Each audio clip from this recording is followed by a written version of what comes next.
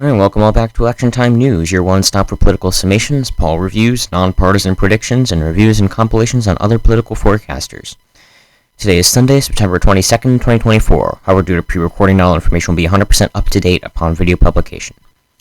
This is my fifth video in my state-by-state analysis series, going in order of poll closing time. The fifth state as such will be Wisconsin. Make sure to like and subscribe if you enjoy this sort of content so you won't miss any in the future. Looking in on the state of Wisconsin, this is generally the most right-leaning state of the Rust Belt trio, Wisconsin, Michigan, and Pennsylvania. Going to Biden by less than a point in 2020, while Pennsylvania went by 1.2% and Michigan by 2.8%, and it also went to Trump by the most out of the trio, going by a full 3/4 of a point compared to Pennsylvania's 0.72 and Michigan's extremely close 0.22. As such, it shifted the least to the left out of the three, only going by 1.4%, compared to Pennsylvania's 2% and Michigan's impressive 3-point shift. Now, zooming in by counties, most of the rural areas showed an increased support in 2020. Zooming in here. Most of the rural areas showed increased support for Trump in 2020 as opposed to 2016.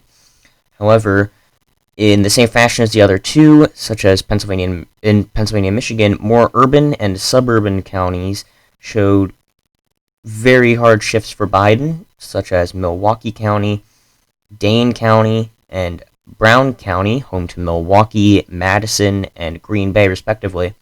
More suburban counties, such as Ozaukee, Waukesha, Dorr, Bayfield, St. Croix, La Crosse, and Sauk counties saw shifts to the left by almost up to 7 points. This was counteracted by rural support for Trump by between half a point and up to 4.5 points throughout the rest of the state. However, the numbers of people turning to Biden brought him a victory in the Badger State in 2020. Moving from its past to its current standings, Polymarket currently has it at a 57% chance for Kamala Harris, a 14-point lead against Trump's 43%. This is actually a decent bit higher than Pennsylvania's odds, which is interesting considering the history of Wisconsin. However, this is most likely due to polling results, as we will see, which show Harris with a very strong lead, even as polling practices have improved greatly after the large amounts of error in 2016 and 2020. The polls will have Harris with a considerable lead, with real clear polling, with a lead of 1.2%, 538 showing 1.8%, and DDHQ in the Hill with a full 2-point lead.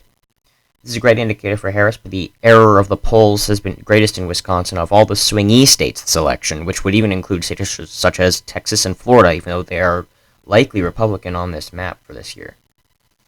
Also looking at histories on this day, we had a Biden plus 6.4 lead, and Clinton was ahead by 3.5 points, meaning the error from the end results of 5.77 in 2020 and 4.26 in 2016.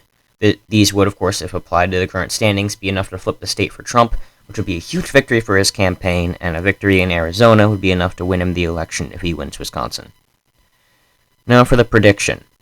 I generally don't see Trump getting the necessary support in the urban cores to flip it, and actually see the state increasing its 2020 margin, being only one of a few states to do so. I think the growth and support of the suburban areas will expand greatly, and looking at our county map here, I don't really see any counties flipping this election. Maybe Winnebago County will flip too, being the one right here, I believe, but I'm not sure it'll get enough support, as if we look at a map of the county itself, it's a urban area, however, it's surrounded by these sub-rural and more rural areas, which might shift back to Trump a bit, as these rural white voters are less likely to vote for Harris than they were to vote for Joe Biden. So I think this would hold the county as a whole back from flipping blue. But again, as a whole, I see the state going for Harris somewhere between 0.5 point and 1.5 points on election day. Now, I'll be watching the polls and updating this to get that number refined more, but with this, I think they're on our map, which is based on likelihood of winning and not margins of victory. Wisconsin will go down as tilt Democrat. Now, if I think this is right around going to be lean, And if these numbers hold up for another week or so, I'll probably move it up to lean Democrat. But as of right now, with its history, I wouldn't be all so surprised if it makes a sudden turn to Trump. With this, Harris would win the 2024 presidential election, earning herself 270 electoral votes and the first female presidency in the nation's history. However, only being within one electoral vote would be concerning, as even one unfaithful elector would change this election's outcome. And this would, of course, bring loads of criticism on how the Electoral College works, even more so than the election of 2016, when the loser of the popular vote won the presidency. Now, again, thank you all so much for watching. I hope you provide advice and ideas in the comments. Be sure to subscribe so you don't miss the rest of the series, as tomorrow I'll be covering Arizona and finishing up with Nevada on Tuesday with another weekly on Tuesday election prediction update. I hope you all have a fabulous rest of your day, and I will see you all tomorrow.